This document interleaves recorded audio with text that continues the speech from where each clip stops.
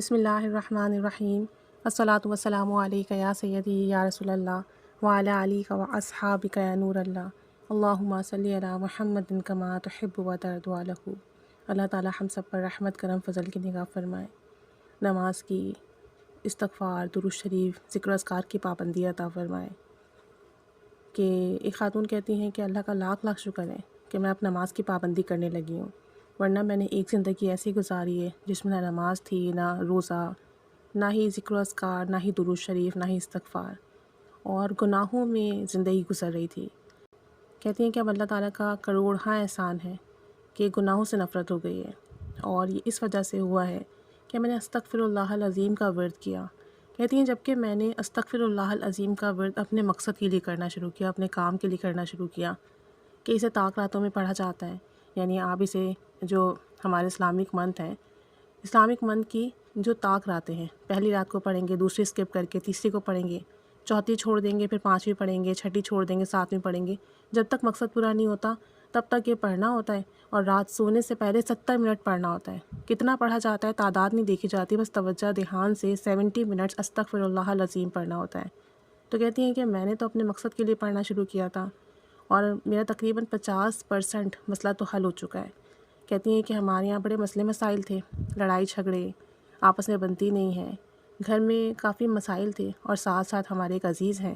جن سے ہمارے پہلے بہت اچھے تعلقات تھے، ہمارے محسن تھے، وہ ہم سے ناراض ہو گئے، اور ہم سے ایسا ناراض ہوا کہ ہر طرح کا رشتہ توڑ دیا، نہ خود ملنے آتے، نہ ہم جا سکتے، نہ فون پہ رابطہ کرتے۔ کہتی ہیں کہ کسی سے کہلواؤ بھی تو بھی جواب نہیں دیتے، وہ اتنے زیادہ ناراض ہوئے۔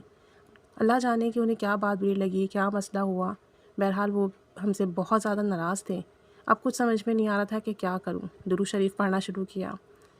درود شریف پڑھنے کے سبب سے اللہ کریم نے مجھے استغفر اللہ العظیم کے بارے میں شعور دیا، کچھ ویڈیوز سامنے آئی، سنی، تو استغفر اللہ العظیم پڑھنا شروع کیا۔ کہتی ہیں کہ چند طاق راتیں ہی پڑھی تھیں ابھی کہ وہ عزیز ایک دن ہمارے خود گھر آ گئے،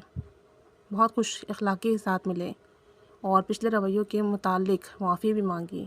کہتی ہیں کہ ہم اتنا حیران، میرے تمام گھر والے اتنا حیران کہ میں آپ کو بتا نہیں سکتی، کہ ایک دم سے کایا پلٹ ہو گئی، اخلاق اتنا اچھا ان کا، اتنے خوش مزاجی سے بات کر رہے تھے، اور یہ ہمارے لیے ایک ناممکن مسئلہ تھا، کیونکہ ایک تو ہمارے وہ خاندان کے تھے، اور پھر ہمارے تعلقات پہلے سے بہت اچھے تھے، پہلے بہت آپس میں ملنا جلنا تھا، کھانا پینا تھا، سارے مسئلے مسائل ہمارے وہ سلجھاتے تھے، اور پھر ایک دم سے ان کا ناراض ہو جانا ہمیں سمجھ نہیں آ رہا تھا۔ تو کہتی ہیں کہ اللہ کا جتنا شکر ادا کرے کم ہے، اور اب تو میں اسے اور بھی محبت اور توجہ سے پڑھنے لگی ہوں، لگن سے پڑھنے لگی ہوں، کہ میرے گھر کے جتنے مسئلے ہیں وہ حل ہوں، اور ہمارے گھر کے جتنے کام ہیں وہ بنیں۔ اور اس کی برکت مجھے یہ ملی کہ میرے نمازوں میں دل لگنے لگا ہے،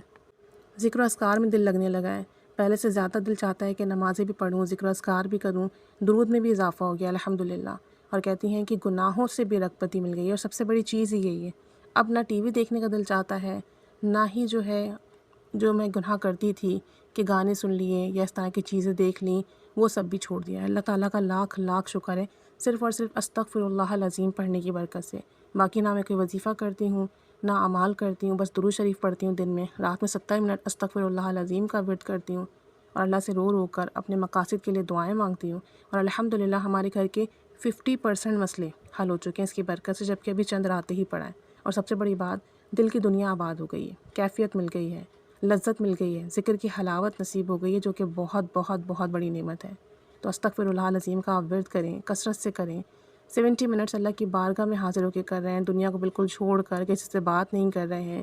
اور پھر بھلے آپ اپنے مقصد کے لیے کر رہے ہیں، لیکن آپ حضور قلب کے ساتھ کر رہے ہیں، اللہ کے حضور حاضر ہو کے کر رہے ہیں، تو پھر ایسا کیسے ممکن ہے کہ دل کی دنیا آباد نہ ہو، گناہ نہ چھوٹیں، برائی سے آپ کا جو تعلق ہے وہ ختم نہ ہو، ایسا کیسے ممکن ہے؟ استغفار تو ہے ہی ہمارے گناہوں کو ہی توبہ، اور ہمارے گناہوں کو اللہ تعالیٰ سے جو ہم استغفار کرتے ہیں، گناہوں کی معافی مانگتے ہیں، تو ہمارا سب سے پہلے دل تو برا ہوتا ہی گناہوں سے، اور یہ بہت بڑی نعمت ہے، بہت بڑی نعمت ہے۔ اللہ تعالیٰ مزید برکت، رحمت، کرم، فضل کی ان کے لیے معاملات فرمائے، آسانیوں کے معاملات فرمائے، آمین۔